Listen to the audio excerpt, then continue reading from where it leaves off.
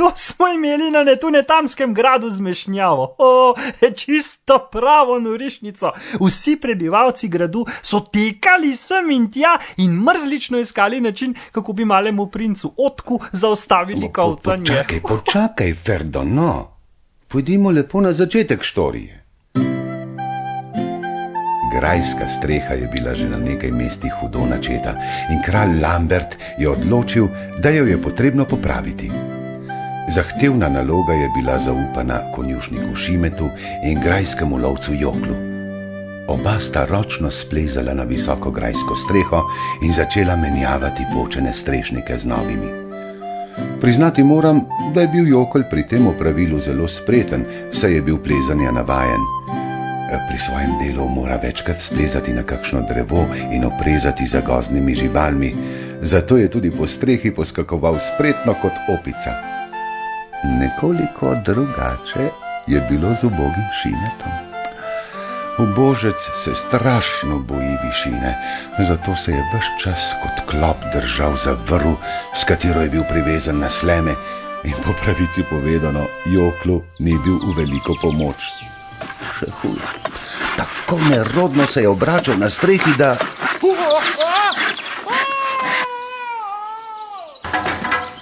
Šime! Šime, a si živ? Šime! Daj no, oglasi se za božjo voljo. Počakaj, da do sape pridem. Ja, Jokl! V redu sem. A si ti videl, Šime, kako pametno je bilo, da sem vrv na sleme privezal? Ja, samo pol strehe sem s sabo odnesel. Ole, kaj bo kralj rekel? Vse se je razbilo. Kaj strešniki, Šime moj, samo da si ti cel? Jej, kakšne skrbi mi delaš? Na potrpi še malo, no, Šime, te bom gor zvlekel. Prav. Že gremo, Šime.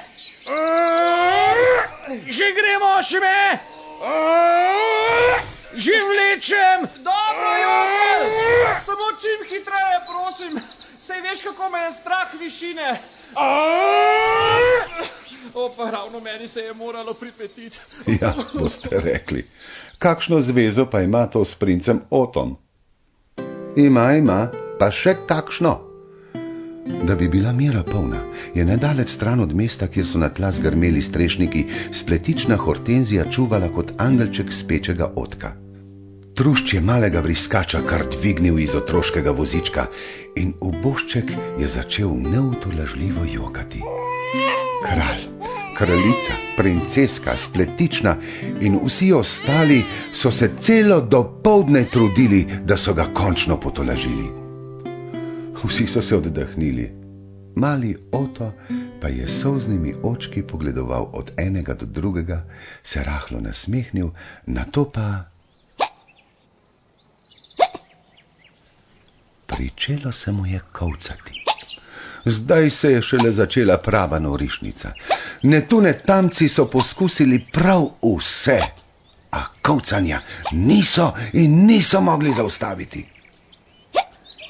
Dajmo mu piti mlačne vode. To vedno pomaga.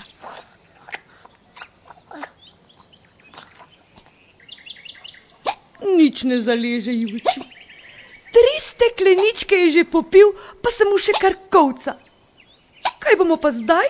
Pa ga primi za nos in nekaj časa drži. Pri meni se to vedno obnese. Na, tudi to ne pomaga. Saj revček kar poskakuje po vozičku. Ne, živim. Poskušal ga bom spraviti v smeh. Ja, saj veste, smeh je pol zdravja, a ne? Poglej, Otek!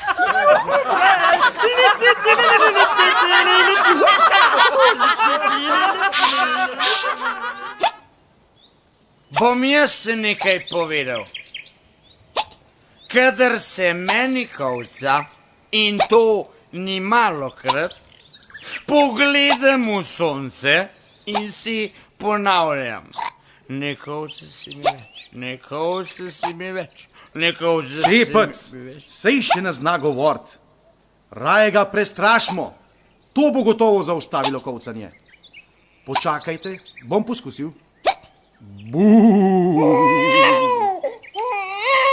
Na, pa imaš, ti brihtna buča?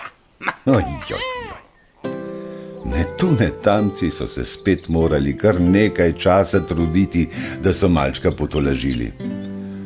Seveda vam ni potrebno posebej razlagati, da kolcanje še vedno ni prenehalo in čisto so že obupali, da jim bo uspelo, saj celo modri Poldissimus ni našel rešitve. Kralj Lambert je postajal iz trenutka v trenutek bolj jezen na nespretnega Šimeta, ki je povzročil vse te nevšečnosti. Naenkrat je kar vzkipel od jeze. Pridi dol, ti pokora nerodna! In to takoj! Saj nisem... Za kazen boš 3 dni zaprt v grajski ječi! A si slišal? Ampak vaše veličanstvo... Ne!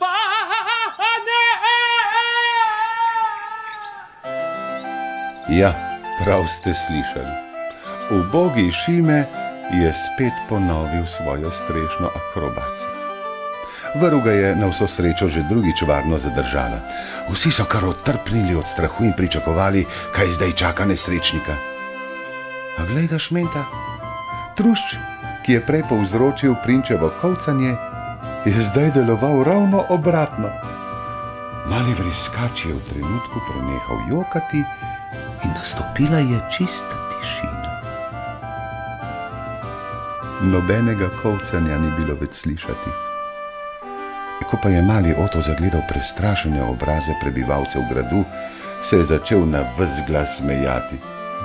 Tudi vsi ostali so se začeli smejati in celo kralj je pozabil na to, da je Šimetu obljubil kazen in jih vse povabil na dobro kosilo. Konec dober, vse dobro. Kosilo je bilo odlično, streha je popravljena. Oto pa ne kolca več in mirno spi v svoji posteljici. No, Ja, Ferdo, pa Jane še ti. ja,